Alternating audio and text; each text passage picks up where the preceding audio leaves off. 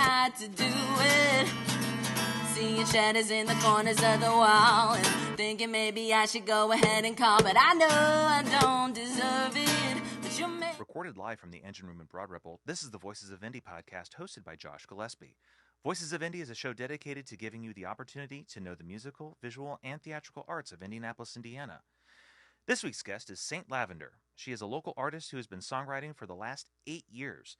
With a back catalog of over 130 songs, she's written in pop, jazz, folk, rock, hip-hop, and indie genres.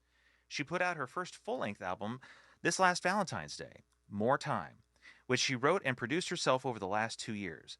More Time is an eclectic collection of songs that all flow together thematically to tell the story of her time here on Earth so far. That is a fun one right there. Yeah. Please welcome Saint Lavender. Thank you for being on the show. Thanks for having me. This is going to be super fun. I can already tell. Oh, I'm already jiving with this. So we've been talking a lot off air. Yeah. And which is good because that only helps the podcast go smoother. You are about or have recently graduated from Ball State University. Yeah. Mm-hmm. So your vocal stylings and writing style is very mature for someone, I would say, who has just graduated from college. So tell us a little bit about yourself for those who may not know who you are. And let's talk about your musical past. Your 130 song catalog. Yeah, it's a lot. It is. It is a lot. I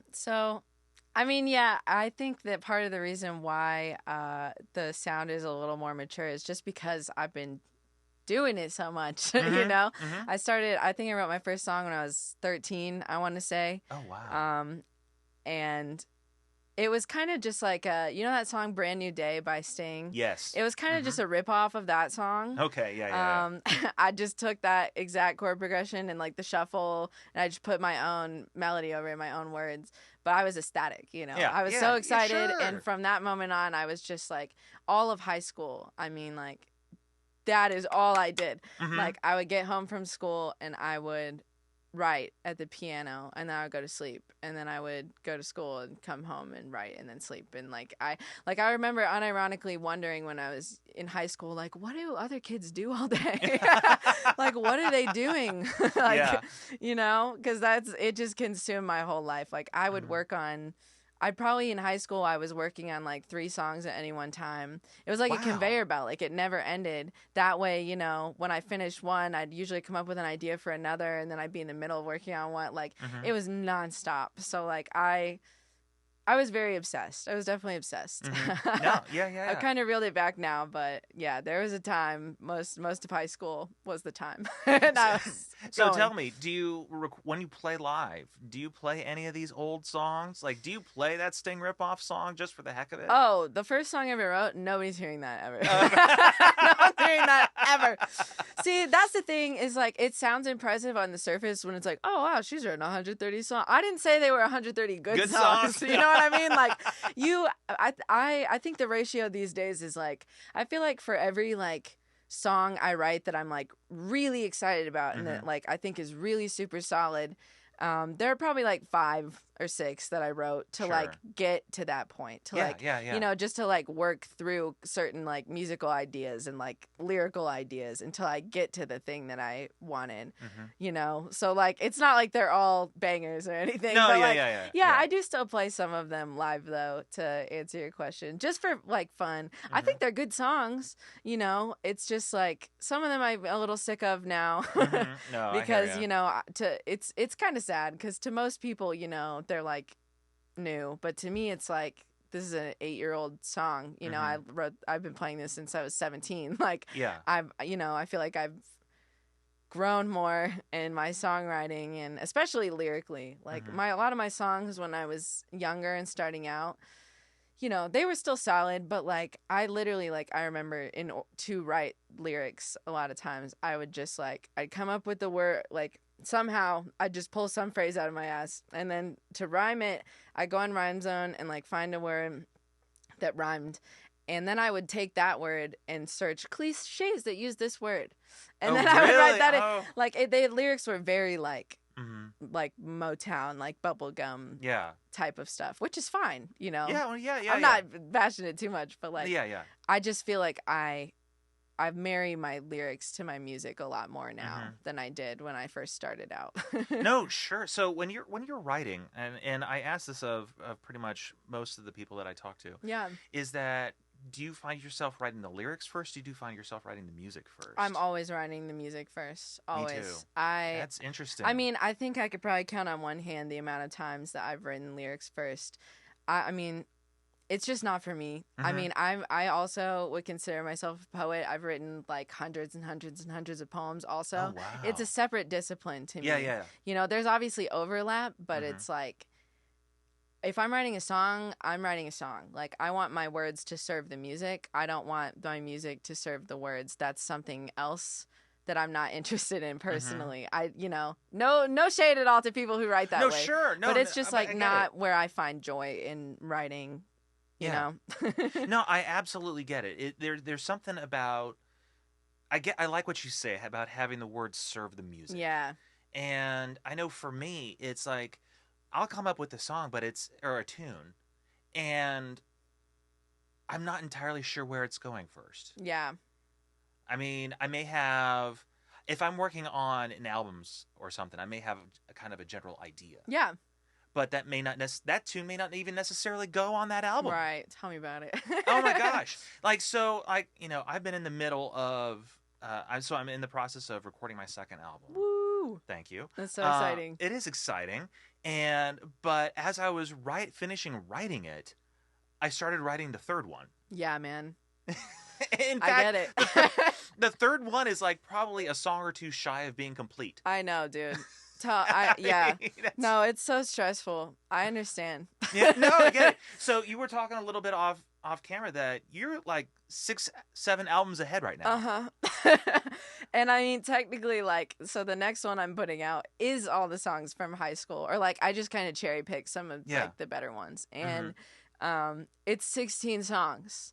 So basically 2 albums, but I'm like, I gotta get this shit out. Like, I can't, you know what I mean? Like, I can't, like, there are a couple songs, like 2 or 3 albums ahead, I didn't even finish because I wanted them to still be fun. Like, when I got there. Yeah. And not that what I'm doing now isn't fun. It's actually really special to, like, get to kind of, like, come at these songs I wrote when I was younger with, like, knowing what I do now, and like, you know, getting to like spruce them up a bit has been really fun. Yeah. There's like, that's like its own separate kind of joy, but like, I'm very excited for the point in my life where as soon as I have an idea, you know, I just want to be able to streamline the process of me like having the inspiration of writing a song or coming up with an album and then doing it, you know, but I'm just so far behind, and I keep writing for some reason.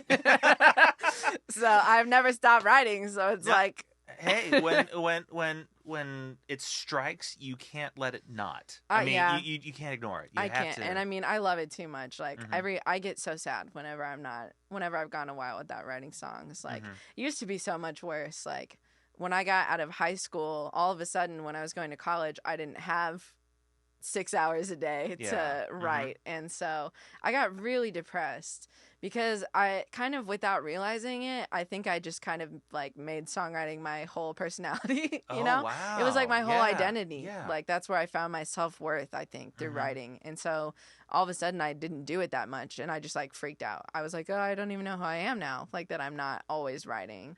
And that was like the whole journey. Are you able to talk through that a bit? Because I mean that's kind of fascinating. Yeah. I've heard of people who, like, you know, when they've played sports their entire lives, and something happens to them like their senior year in high school, and they're never playing again. Yeah. And that's how they took their identity, and they suffer through college. Yeah. I mean, there were definitely a couple of years, like my first 2 years of college, I was struggling because of that, and also just in general, like, I was just trying to figure out what being an adult might look like in the future. You know, me back then was wondering about what I'd be doing right now, you know, like not sure what was going to happen or anything. Like the only reason I went to college was because Magic 8 Ball told me to, man. Like, I'm serious. Like, I love it. I didn't know anything about what I wanted to do with my Mhm. life for, like, I had no idea. Yeah. All I knew is that I liked writing songs, but I didn't exactly think that I was gonna like make a living off of that Mhm. or anything as a kid. So I just like was kind of meandering around. And I think what really kind of saved me from just like absolutely losing it at Mhm. that time was working on Lost and Found and Free. Oh. That gave me something. It was like a light at the end of the tunnel. It was a weird analogy, but that's kind of what it felt like. Sure. It was like this one thing that I was just reaching towards, and I knew that I could make that album. It wasn't just me. I'll get to that in a second. But I knew that I could make that album sound like I heard it in my head, and like that was like the thing that kept me in school because I was using Ball State Studios, Mhm. and they have like a multi-million-dollar studio, and so if I would have dropped out, There goes the studio. there goes the studio. Yeah. And so that was like honestly the main reason I didn't drop out of college altogether was Mhm. because I wanted that studio access. You know, I was checking out microphones that cost more money than I'd ever seen in my life at that point. No, you know what I exactly. mean? Yeah. So like, I just wanted to make the most of that time, and it was great. It was so great when the album. For me, it was obviously exciting when Lost and Found and Free like was released to the public, but Mhm. like for me, the happiest moment of my life, like hands down, was when my friend Miles, Jenna, and he was the producer for that album, when we were in the studio and we were listening to all of the final masters. Like, oh my God, I did not know what joy was until I experienced that moment. Isn't that something? Wow. I was a mess. I was just sobbing so profusely, and like Miles was just like, like he didn't really know what to do, but I was just so moved by, like, I was so proud of myself for like not giving up, you know, and actually doing that thing. Like it was larger than life, to the point that like after that album came out, I literally just thought that was it. I was like, okay, I guess I don't think I'm going to do music anymore. What? It literally felt like an achievement unlocked thing just like happened. And I was like, okay, yeah, I like my content meter was like maxed out. Like I didn't even, for like months afterwards, like I didn't write anything, but I wasn't sad about it. It was like the complete opposite. I was like not writing, but I was like, oh, maybe I'll like take up poetry more, like maybe I'll do art. Like I really love collaging, so I was like, maybe I'll do that more. And then I wrote another song and I was like, oh yeah. I was like, never mind, what the fuck, I'm full of shit. Like what was I talking about? Well, that's it felt like, I think your mind was like, okay, we finally did it. Yeah. But it knew where you needed to be, you know, and it let you explore other areas of art. Yeah. And to be able to flex that creative muscle in a different way. Yeah. So that when it was time to start working on more time, but I really want to talk about Lost and Found and Free a little bit more. Yeah. Because I really enjoy that album. Thank you. I really do. It will always hold a special place in my heart for sure. And well, here's the thing that, we talked about in the intro about your styles, that you touch on so many different genres. Yeah. So many different genres. But when you listen to Lost and Found and Free and More Time, there's something that really kind of stands out, that you have, like, I think, areas that you like that you're comfortable. Yeah. Like, and this is what was sticking out to me, was like, there was jazzy feel to it. Love jazz. There was and I mean, obviously there was strings, so there was like orchestral arrangements that were going on involved. And what I think you explored a little bit more and More Time was kind of like, even like this country western twang a bit, that, I mean, again, it worked. That's the thing. I'm listening to this and I'm like, this shouldn't work, but it does. Right. That's exactly what we wanted to try and do with that album. I'd be so remiss if we talked about either of these projects and didn't mention my partner, Trey Campbell. Mm-hmm. Like, he is so much a part of my sound as an artist. Like, when you're talking about strings, he played bass on everything that's out. Did he do all those solos? Because those played were all amazing. The solos. He played cello on everything that you hear. Mm-hmm. Like, all of the strings, for the most part, are Trey. Like, he was such a trooper. Like, he arranged that stuff too. Yeah. Like, sometimes I'd have a little idea and I'd be like, tee, like, here you go. Like, Yeah. And he would just come back. He would send me back a demo of strings, and it's just like surreal. Yeah. It's surreal. Like, it's so beautiful to like make music with someone who you love that much, because like, I don't know, I spent so many years as a child, you know, as a teenager, like writing music alone in my room, you know, and just kind of like fantasizing about what it might sound like someday, and like, you know, nobody ever heard it.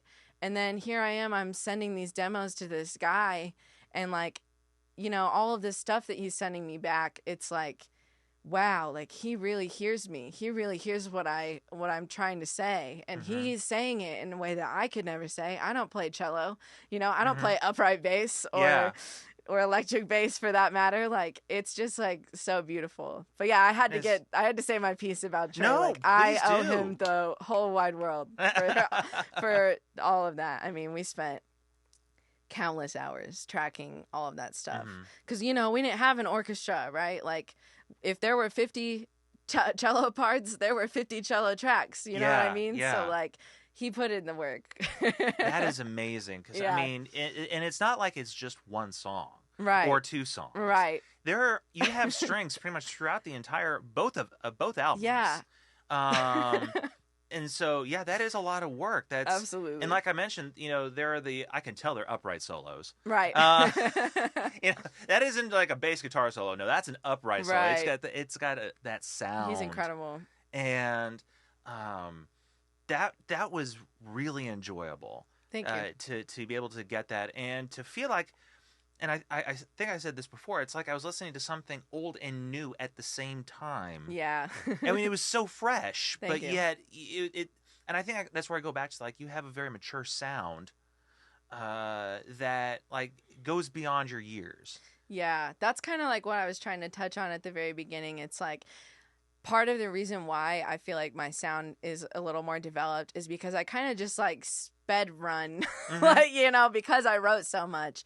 It's like, because I had the time to write that much, you know, I kind of like had a fast pass a little bit. I feel like, you know, and I'm really thankful that I did have so much time to do that stuff when I was younger, and that, you know, my mom, she was always really supportive of me, like, doing that stuff, you know. She was always there for me to like lean on. Like, anytime I wrote a new song, like, I was so excited to play it for her, and like, you know, she was a big help in that too. That's also good to have. Yeah. Like, you know, that supportive base like that, especially in the family. Because I mean, you know, I think, I mean, and I want to consider myself to be a supportive father, but I have 5 kids. Right. And if one of them came home every day and was banging on the piano to try to figure out a particular song, I would get it as a musician myself, but at the same time, as the father in me, I'd be like, quit that racket. Yeah. I mean, thankfully, my piano that I had at my mom's house, it had like one of those like muffler things that you'd like pull out. Oh, so okay. she would tell me, she'd be like, I'm going to bed, you better pull out. Oh, wow. You know? Okay, yeah. And I would just keep playing quietly. Sometimes she would get mad at me, but you know. But still, I mean, at the end of the day, she was supportive. She was so supportive, and she still is to this day. I feel like a lot of the stuff I put out now, like a lot of the songs on More Time, are like a little too weird for her, I think. I mean, she's definitely a fan of mine. It gets eclectic. Yeah, it gets weird. It gets weird. It gets a little weird. I mean, if you know, Lost and Found and Free is kind of your straight edge album. Yeah. More Time, you are definitely exploring the space. Absolutely, yeah. And it's gonna be so funny, man, to like see my discography as the years go by, because I'm not doing any of this shit in chronological order. You know what I mean? It's gonna be like the next album after this is gonna be 16 songs that are like jazz pop. Yeah. And about high school. And that I wrote in high school. And so all the lyrics are like, I love you, babe. Like, I don't know. I just wrote very generic lyrics. When I was in high school, also, like, I wasn't really writing about my own experiences. I was just writing, kind of mimicking the style of lyrics in songs that I enjoyed. Like I like Stevie Wonder, and like all of his, like, think of like the kind of lyrics he had in his like singles. You know, that's what I was trying to go for, where it's like catchy and like, cute and like there's some wordplay, but I'm not really saying anything. Yeah. No, I hear what you're saying. Yeah. No, it's yeah. It's just- but it's even gonna be he had funny. his bombs. Yeah, no, that's true. So I have you seen the movie High Fidelity? No. One, do. Okay, I'm adding it to my list. It's the Music Snobs movie. Okay, I'm surprised I haven't seen it. It came out in 2000. Stars John Cusack, Jack Okay. Black, and I typically actually refer to it as, and please don't take this as a derogatory term, the male chick flick. It's those movies that came out in the early 2000s, Yeah. late 90s, early 2000s. They all kind of had this. Same plot. Yeah, except this time it's the guy. Okay. And Cute. And he owns a record store. Oh. And it's actually based off of a novel. Okay. Also called High Fidelity, which I've also read. And anyway, the point of this whole thing is, one, Stevie Wonder makes a very big impact in that movie. He sure did for me, man. and the scene that I'm thinking of is there's this dad who walks into the record store. In my opinion, about 16 years too late, asking for the song I Just Called to Say I Love You. Mm-hmm. And Jack Black, being the rock snob that he is, says, "No, leave." and the whole situation gets a little heated. Yeah. And then it goes into how,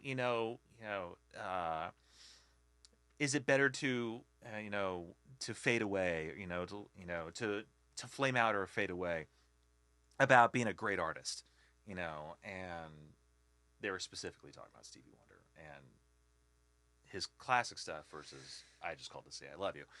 I mean, still a good song. Damn it. You know what I mean? Stevie Wonder's worst song is still better than most songs. That is 100% I'll say fact. it. Like, no. listen, You are. That's the difference. That It's is the like you can difference. talk. It's like so many people do take that attitude about like classic art. Like Paul McCartney, he gets a lot of that shit too. I'm Mhm. like, dude, it's Paul fucking McCartney. Like, Yeah. any song that he's written is like better than average for sure. Oh yeah. Better than most. Yeah. Like I mean, talk about lightning striking in a bottle, where you can have four Right. guys, three main songwriters. Sorry, Ringo. Yeah. Who could create what they created, not Yeah. just as a group, but as solo artists. Oh yeah, I'm a huge fan of Paul McCartney's solo career. I love Ram is one of my favorite albums. Really? Oh, it's so good. A lot of people nowadays are calling that like the first indie album, which I support wholeheartedly. Okay. All right. I agree. Like he was doing some shit. A lot of those songs sound like demos, and I love that. I think that was ironically. actually kind of the idea. Though, Yeah. With that particular album. I love that. I love that it just sounds like real. Mhm. And like, especially as someone who like, I don't really do that. I kind of do the opposite, where I'm very meticulous about like the production. Like I admire it a lot. I think it's really cool. It's a testimony to his musicianship. Yeah. No, I hear what you're saying. And just side note, your production on those albums is great. Thank you. I really treated to clarify, I did not produce Lost and Found and Free. I produced More Time. Mm-hmm. I kind of co-produced Lost and Found and Free, and by that I mean I sat in a chair next to Miles and I was like, I don't like that, and he'd be like, why not? And I'm like, I don't know. And I'd be like, make the strings sound like Cracker Barrel, and he'd be like, what are you talking about? Cracker Barrel. That is something I said. I don't know, man, but he got it eventually. Okay, so okay. That's like one of the main jobs of being a producer, in my opinion, I've learned, Mm-hmm. is that like a lot of times you have artists and they don't really know how to speak production language because it's like boring and not artsy, right? It's like, oh, why would you say like, why would you talk about like compression when you could just say like, make it crunchy, you know, like it's a lot of the job is just translating artists' idea of like technical terms. Yeah. But anyway, yeah. Musicians don't know those technical terms. And Right. we I just, had to learn. I wanted to learn them because like I'm just like a control freak. Like that's just who I am. Like I'm very much a perfectionist. Like I'm kind of, I fall victim to the camp of like, if you want something done right, do it yourself kind of to a fault, I feel like at times. More time really helped me kind of open up to that because I worked with a lot of different musicians who, like, I'm really thankful that they contributed their stories to the album. But like, yeah, man, production on that was it was crazy. I like feel like I almost actually went insane like by the end of working on that album. Like it was really kind of my way of like trying to figure out. My mentality was almost like, if I can make this sound good, like I'll probably be okay producing like all of my other stuff. I think you know will what be, I mean? honestly. It's kind of like the same vibe as like, I don't know how they used to make how like pilots fly not on autopilot, just to like, you know, if you can do that, then like autopilot will be a piece of cake. Kind of like that. And yeah, I learned a lot of shit from doing that. I kind of was just winging it. Like I remember so it was all of December I was like I'm on spring break. I'm on winter break. I'm going to get this album done. Like that was my goal for winter break. And so I had finally like just then gotten everything recorded. That took forever because I was working with different musicians and like I was also poor as fuck. So like you know, if people were doing favors for me, I'm not going to push them. Like if you know, take your time and do it whenever you have time. No, exactly. Stuff like that. So and I have to ask, were you doing this at the Ball State Studios? Yeah. Still? Yeah, okay. yeah. Okay. So I got special permission from Jeff, the groundskeeper, to come in. The That was nice groundskeeper of at the Jeff. studio. Thank you, Jeff. Thank you, Jeff. I love Jeff. He's the first person to ever call me an audio engineer, and I will never forget. But he let me go in the studio all of winter break. And I remember right before winter break, my mom called me, and she was like, Lauren, what do you want for Christmas? And I was like, Mom, I want you to buy my groceries so that I can get this album done. And like I said, she's always been supportive. So she was like, yeah, I'll do that. And we went to Costco or something, and she got me just like a shit ton of food. Yeah. And I just treated it like a job. Like I woke up, you know, I got there by 9. I packed a lunch. Yeah. I worked until usually like 7 or 8 or 9 or 10. Oh, sure. No, I believe that. I mean, if you know, it was every day. Like I was not fucking around because I just really wanted to make sure that I made the most of that time. You know, it was not lost on me how just miraculous it was that like all my life I had been waiting for an opportunity to like get the music that's out of my head, and here it was right in front of me, and I was like, I'm not wasting that, you know. And so I went in every single day. And that's awesome. Yeah, I kind of went crazy, I think, towards the end. Like well, that's like More Time is what, 13 tracks? Yeah. That is a lengthy. Woo! I mean, especially compared to Lost and Found and Free, which was only 7. Yeah. Kind of actually in basically 6. Yeah. Well, I mean, basically 6. Like, it's more of an EP. Yeah. I mean, in terms of time. Yeah, it's more of an EP for sure. Yeah. Well, let's talk about the first song that you're going to be playing for us. I believe it is actually off of Lost and Found and Free. Yes.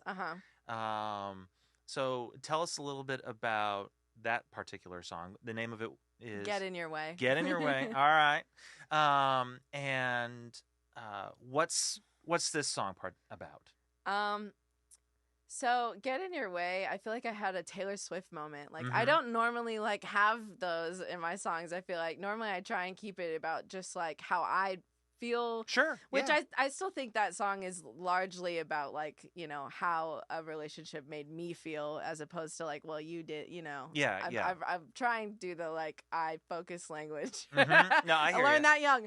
Yeah. But that song, I don't know. I wanted to write something sassy. Like I used to do that a lot in high school. All my songs I wrote in high school on guitar were always like these sassy little guitar songs. And, you know, that's kind of what I wanted to try and carry with me. I wrote that the summer after I graduated from high school. Okay. And I don't know. I feel like I was just kind of maxed out on angst at that point because I just like didn't, you know, I was on the brink of like going to college and like faced with all kinds, like, I didn't know. It felt like there was like a brick wall 2 inches from my face. And so I feel like musically, I really was writing to speak to that, this like frustration of like, why don't I know what's about to happen? You know, like, why can't I figure out like what is about to go on, you know? But I don't know. I had a lot of fun writing that song. No, I believe it. It was a blast, genuinely. Okay.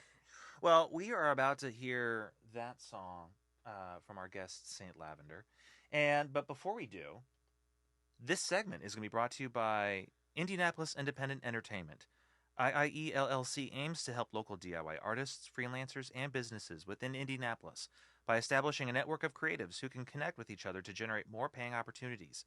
Their goal is to eliminate some of the intimidating barriers within the entertainment industry and expand the local art and music scenes in Indianapolis. Interested individuals can learn more about IIE by visiting their website, www.indyent.com.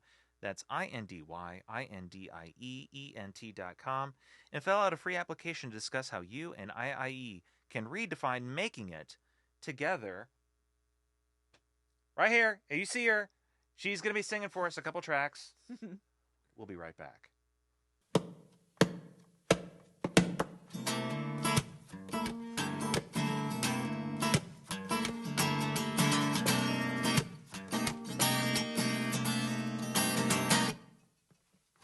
One more night, another unfamiliar bed.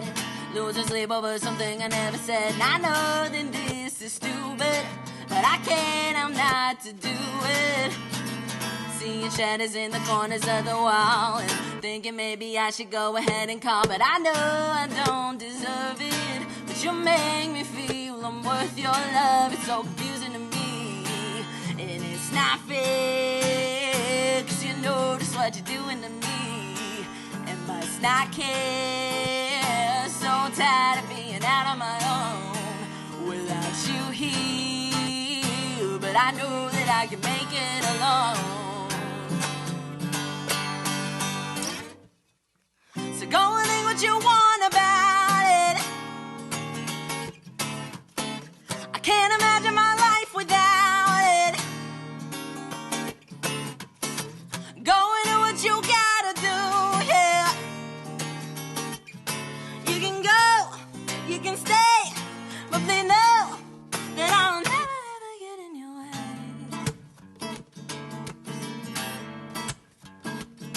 There's no way.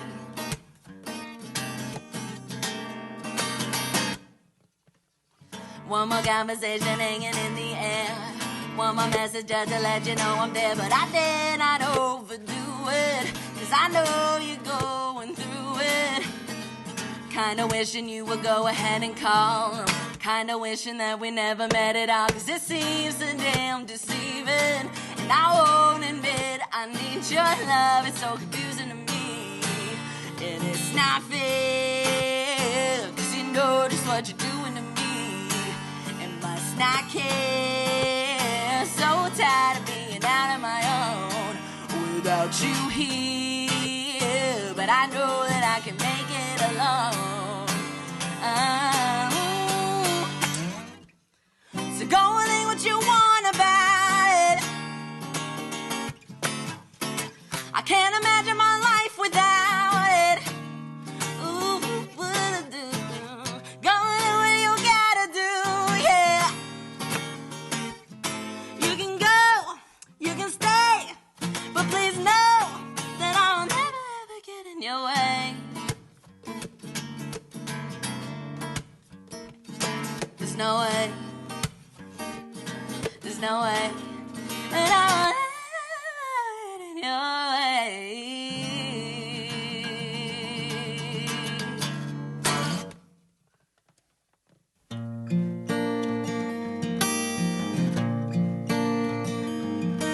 Da, da, da, da, da, da, da, da, da.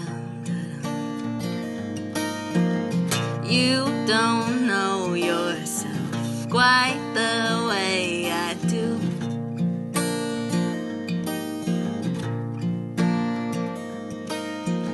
Swear you don't like I can't see through.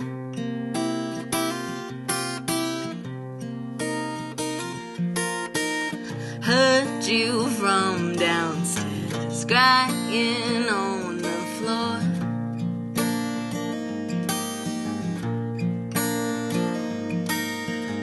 Know that I'm right there by your bedroom door.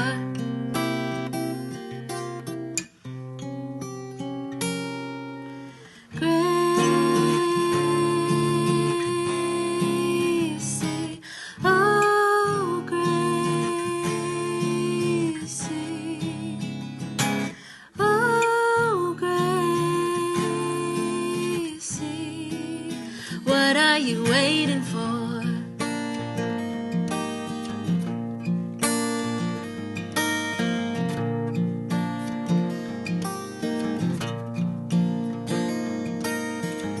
You don't think I see how you greet the sun.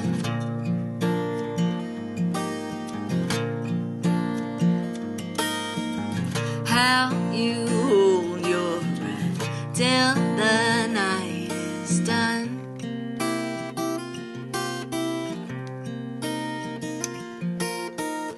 One more day goes by, one small act of war.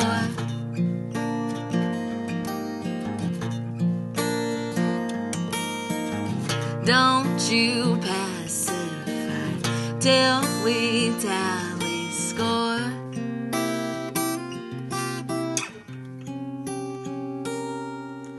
Gracie,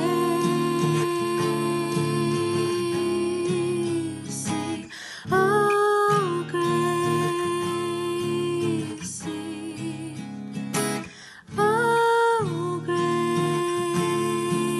Gracie, what are you waiting for?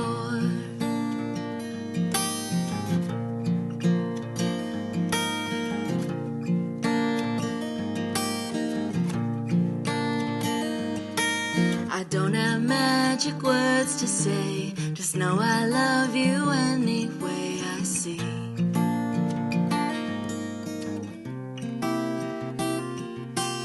If you're not sure which way to go, at least you know you're just as lost as me.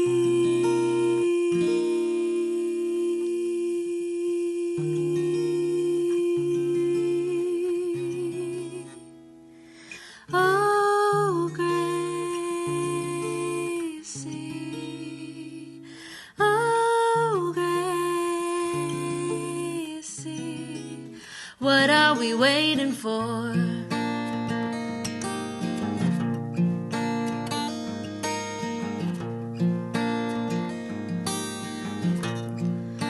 And how could I love you more? This segment was brought to you by the Engine Room Recording Company, located in Broad Ripple Village, just north of downtown Indianapolis. They specialize in making your projects go. Podcasters, bands, audiobookers, rappers, singers, songwriters, and everyone in between, the Engine Room Recording Company has the experience, the engineers, the equipment, and the environment to fuel your projects. Check out Broad Ripple's recording studio by visiting for more information on their services, artists they've recorded, and gear they have at engineroomrecordingcompany.com. And be sure to check out their Instagram page by searching up at Engine Room Recording Co. And welcome back. We just heard a couple of wonderful numbers from Saint Lavender. One, I want to start off by saying you have a wonderful voice. Thank you. I appreciate that. You really do, and it comes out in the way that you're singing tonight and on the albums. And again, I think your not to focus so much on the youth, but it betrays your youth. I mean, there is a maturity to your voice that I don't think you find in a lot of people, probably your age. I mean, whether they're professionals or not. Yeah. And I don't know if that comes from the fact that you know, the jazz background, loving that so much, or same thing. I've just been singing since I was born. Like literally, I was singing before I could talk, like straight up. So I've just always loved it. And it's just always something that's brought me peace and joy. Just joy. It's just so it just makes me so happy to sing. Like there's so many times where like I'll just be in my car and I'll like be singing along to a song and it'll make me cry because it just makes me so happy that I get to like sing. I'm literally about to cry right now. Like it just I don't know. Cool, it's though. one of the most joyful things that like I could do. You know. So I've just always done it. No, hopefully I always will. that's wonderful. That you get that much joy out of singing. I mean, you find it's like your Linus blanket, your catharsis in times in difficult times. I mean, yeah, I'm usually writing stuff when I'm going through a hard time, you know. So yeah, singing is involved. I think it's because of that. Like I just want to be singing. Like there's something really cool, very special about this idea that singers like to talk about all the time about how like your body is your instrument.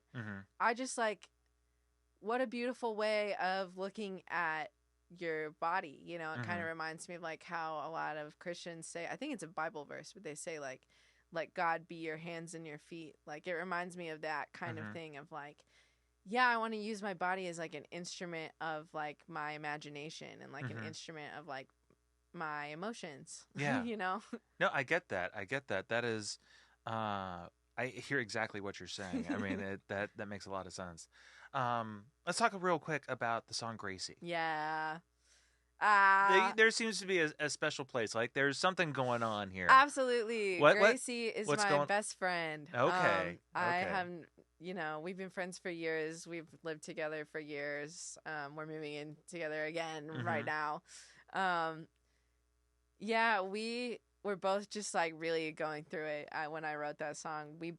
This was like kind of like on the tail end of COVID times, even though we're still in the tail end of COVID times. Sure. But you know, we're the long tail end. Yeah. But like, so I think this was my sophomore year maybe of college. We were in the dorms still. And then we both got COVID. Both of you? Both of us, no. Right, because we're roommates. You know, well, one of sure, us gets but it, the still, other one. yeah. And so they quarantined us like in the Ball State apartments or something. Okay, yeah.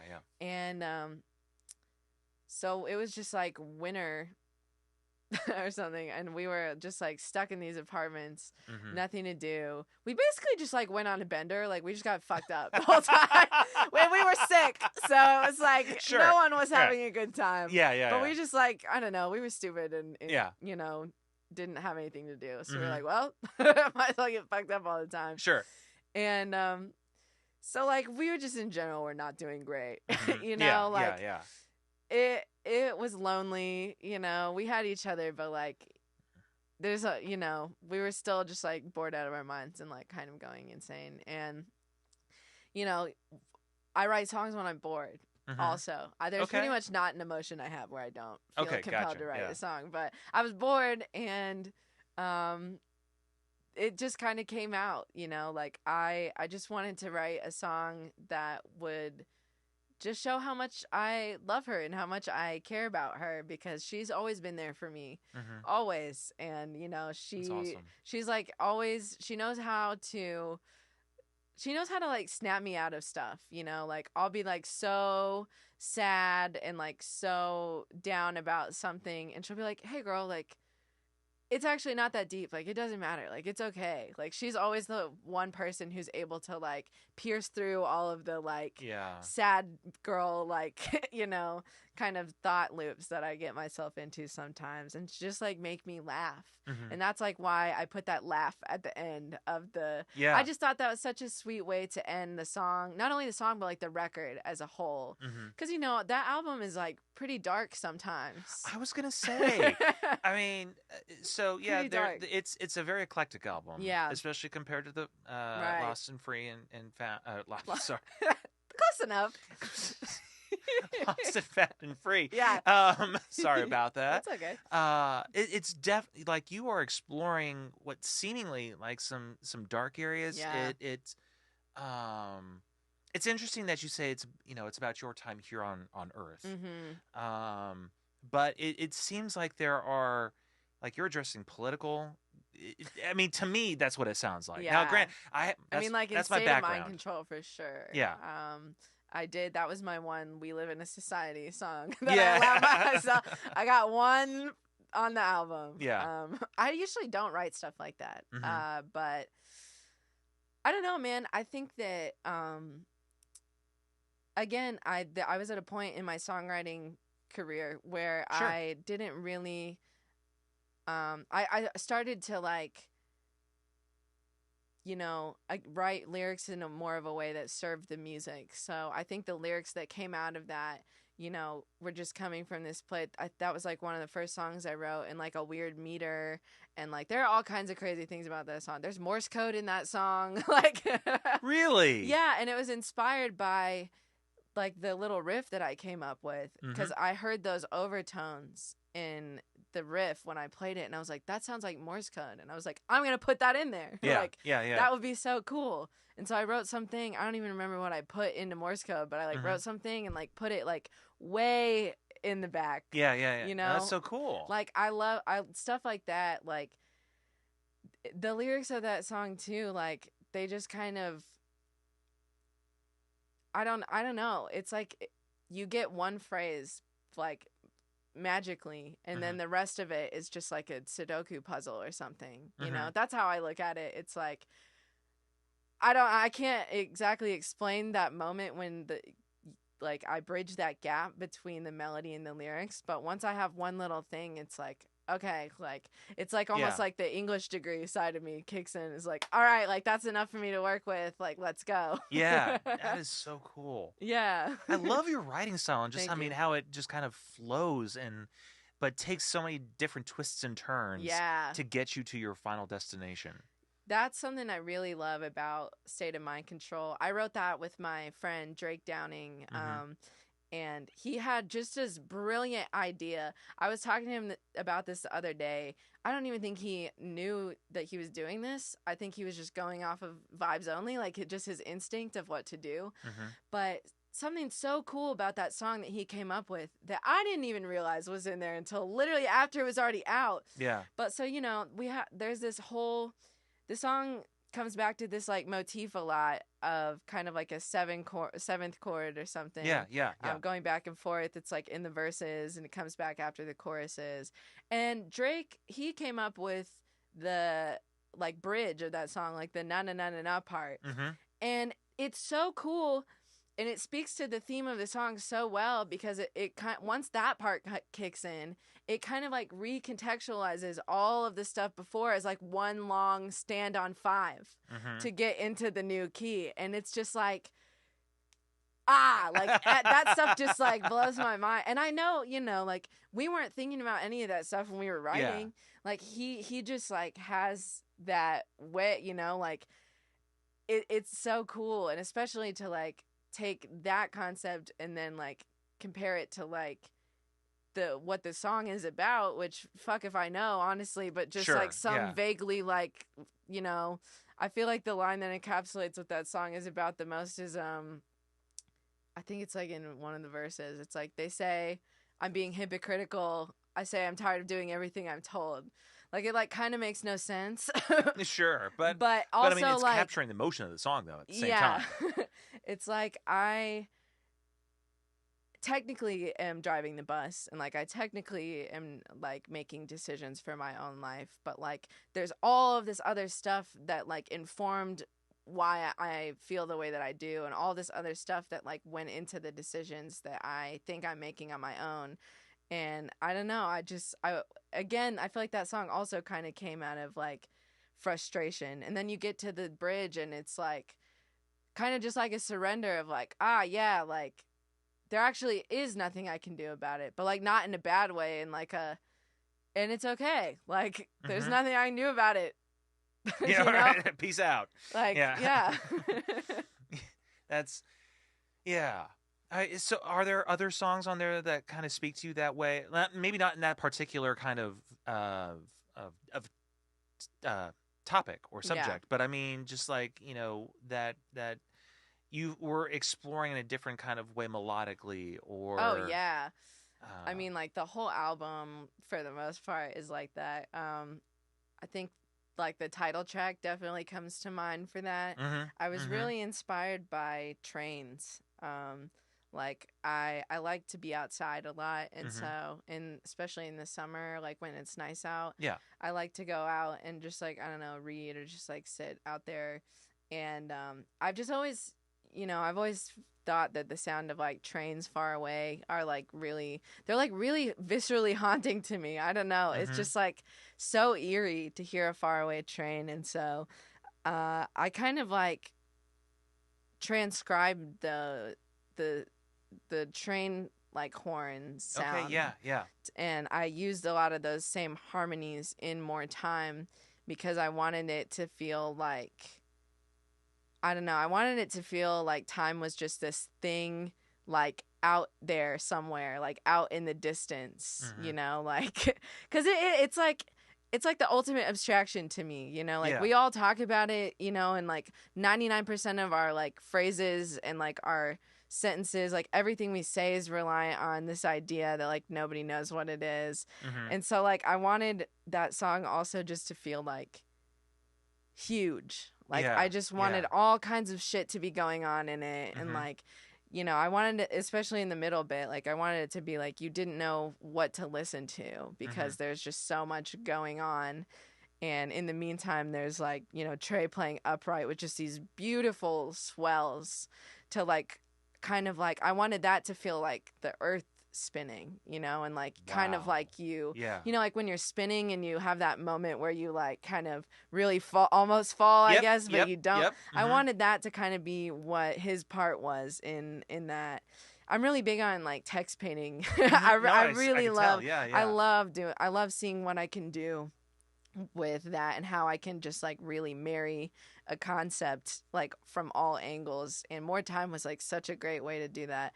Also, because that one's also in 5, so I thought like More Time, like there's an extra beat in the Mhm. phrase, Yeah. like Yeah. Yeah. I like doing little stuff like that to really like get my point across as best as I can. And like, the harmonies in that, like I really wanted them to be dissonant. I really wanted them to be like unsettling and like kind of in a bad way sometimes, kind of in a good way sometimes. Yeah. Like I just wanted you to pay attention. Like I just wanted stuff where your ears would perk up and be like, what? Yeah. Yeah. No, what is that's happening? seriously, that's kind of what I was thinking. I remember the first time I was listening to the album, and there were just so many different things that were grabbing at me. Yeah. Over the course of a first time listen, Mm-hmm. and I mean, it's like when I first heard it, I was like, I need to have this person on the podcast. Aw, thanks. And Appreciate that. And I mean, it was an easy sell, not just to have you on the podcast, but also have you part of the Coffee Comedy Music Series later in the year. Yeah. But it was.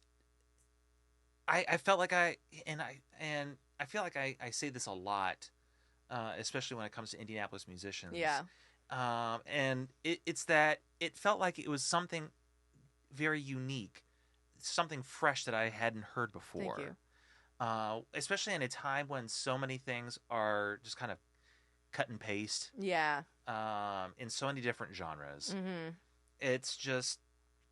It's so nice to be able to come across something that like really kind of wraps you and just kind of grabs you and being like, listen to this. Yeah. Whether you're using extra beats or different. I mean, so when you're talking about using Morse code, there's a band out of Canada called Rush. Yeah. Or formerly, like Rush. Yeah, right. Okay. Okay. Okay. I don't know. Forgive me. No, it's okay. I don't know who's gonna know who Rush is. No, that's fair. So the song YYZ, it starts off with Morse code. Right. Yeah. It's My mom mentioned that to me when I told her that there was Morse code. It's like that's the and only that was like a deep cut from my own childhood. Like she did play that song, but it was like in the ether. Like sure, I did not remember it. And that's like the cool thing about songwriting too. Is like I think part of the reason why like songs sound original is just the the more you vary your sources, the more original it's going to sound. Mhm. I really think of it as like collaging, which I also love. Like if you just take enough Yeah. things from enough different sources and you arrange them in a way that makes sense to you, you're always going to be original. Mhm. Because, you know, like everybody knows that there's no such thing anyway. You Yeah, know, no, like everybody exactly. knows that there, you know, it's like Paul McCartney wrote Hey Jude and that was it. You know what Yeah, I no, mean? It's exactly, like yeah. there's only so many. And I still, sometimes I'll be listening to a song and I just can't help but be like, dang it, like I'm so mad that they got to that melody first, Or Yeah, like, no, exactly. but like, what are you gonna do? Like if you just gotta keep listening to music that excites you. That Mhm. would be my advice. Like, if you just keep listening to music that's exciting to you, and like, listen to a variety of different music that's all exciting to you, it's gonna gestate in there, and Mhm. and you're gonna come out on the other side like without in ways it's gonna like inform your subconscious in ways that like will only become evident when you write again. Like, and that's like the closest that any of us can get to originality, Mhm. No, I completely agree. It's and I appreciate that whole concept of just collaging and picking and Yeah. choosing to create originality. So like when I made my first album, you could tell like where the influences were. Yeah. And I think that's kind of what was happening with that particular album. It was Mhm. like it was a first one. I made it when I was 41. Like it's when it came out. Yeah. No, Oh. later. Anyway, I've already aged myself in the show. Anyway, so it came out when I was older. Yeah. But yeah, I mean, it picked up on all the different, the lyrical stylings of Rush, Right.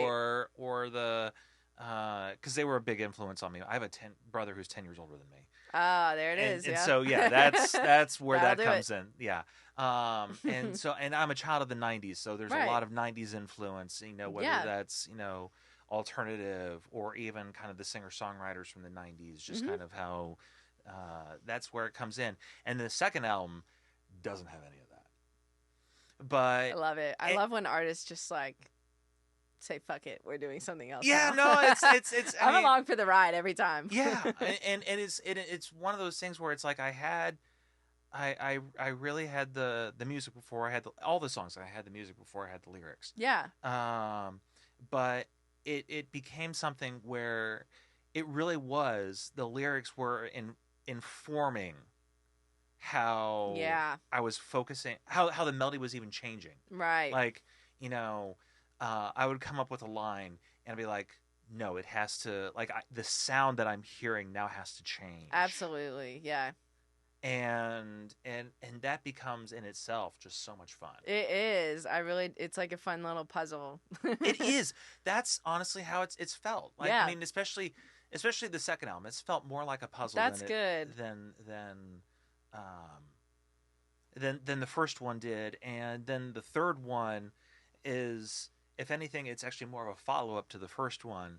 And it's not like I'm trying to recreate the first album. It's just that, my background, and for all my listeners, I know you're probably tired of hearing me say this, is in politics. Oh. Well, no wonder you like State of Mind Control. Yeah, right. And okay.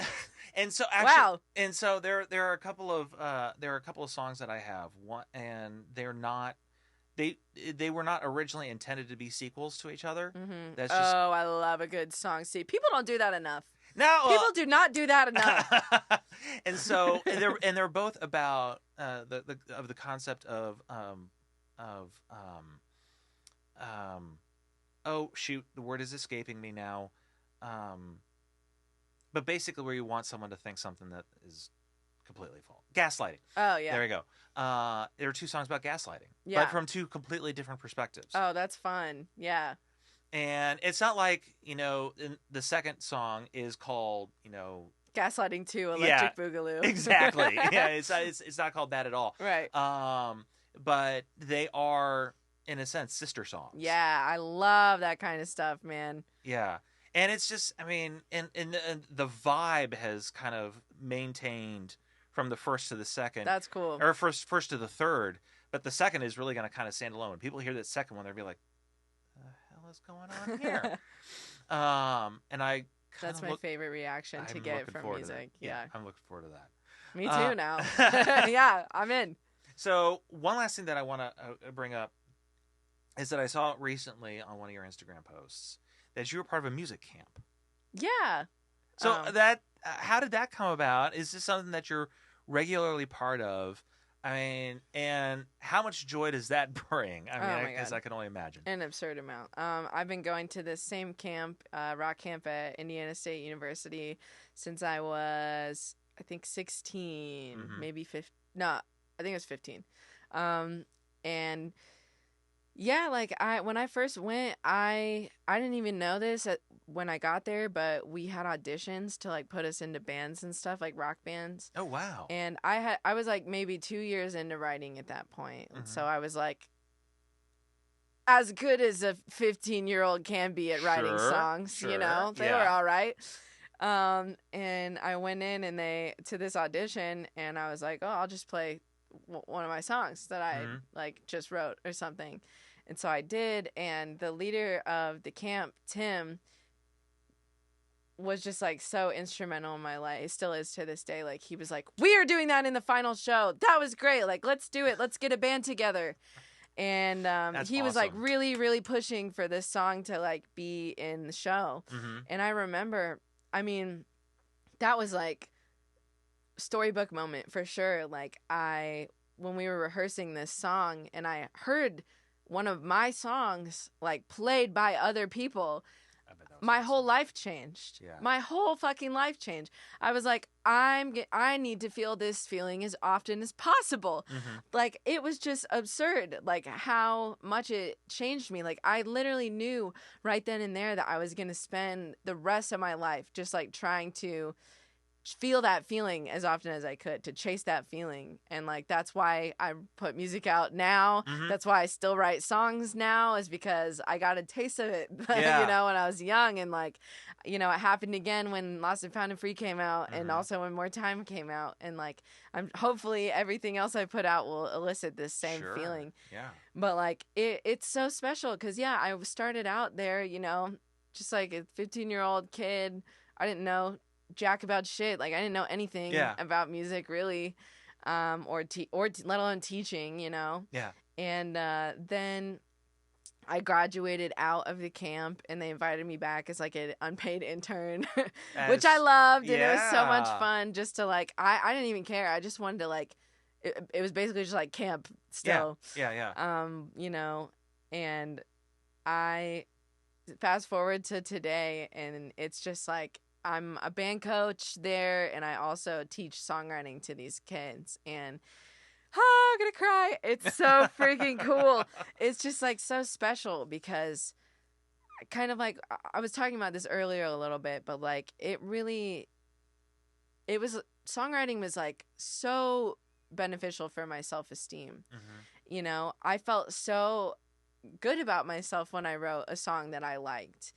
And it really helped me, like, work through a lot of issues that I had with myself. And it helped me unlearn a lot of negative behavior, like, without even realizing it. Yeah. You know? And so it's just, like, I feel so honored to, like, get to help other children, like, access that, you know? Because it hands down, it was like more helpful than any other thing that, you know, I tried to do myself to like get me through difficult times, or like, you know, to quit being so hard on myself. Yeah. Because like, kids are so hard on themselves sometimes, you know. I see it a lot at that place, and also at the job I have, which is doing the same thing. Like, I'm a band coach, and I teach like lessons to kids. That's like, I had a kid just today, like, I could tell, like, she was playing this piece, and she would like seize up every time she like came across a part that she didn't know as well, because she was like scared that she was going to play a wrong note. And I was like, girl, it's just I was like, if you play a wrong note, like, I'm not going to tell anybody. Like, you know what I mean? It's like, the music's supposed to be fun. Yeah. Like, Yeah. you're supposed to have a good time. It's not supposed to be scary like that. You know, sometimes if you're trying to, like, do something outside of your comfort zone, like, but you know what I mean? Like, you should not be seizing up this much when you're just trying to, like, play a song that you like. And so, Exactly, like, teaching kids stuff like that, because so much of, like, teaching music is, like, really not even about the music, because you know, at a certain point with kids, with people in general, I feel like some people are really just more predisposed, like, based off of, like, the way that they grew up, or, like, you know, all kinds of shit, you know. Like, for me, like, I went to school for the arts when I was in elementary school. You know what I mean? Like, there were a lot of different factors that, like, led to me tending to gravitate towards music like I did. And, you know, that's something that's, like, out of people's control. But there's all this other stuff that's surrounding music, like that, like, you know, stuff that I'm also myself still trying to work through. Like we were talking about off camera, just, like, not being so hard on myself after I'm, you know, gotten through, like, a okay performance. Sure, or, like, yeah. you know, it's really cool to, like, come full circle with a lot of that stuff and just, like, give back to, I don't know, it feels like I'm paying it forward in a way, you know, because cool. all I needed when I was younger was someone to, like, believe in me. I just needed someone to, like, believe that what I had to say was worth listening to. And once I felt like what I had to say was worth listening to, I never shut the fuck up after that. I was like, okay. Yeah. All right.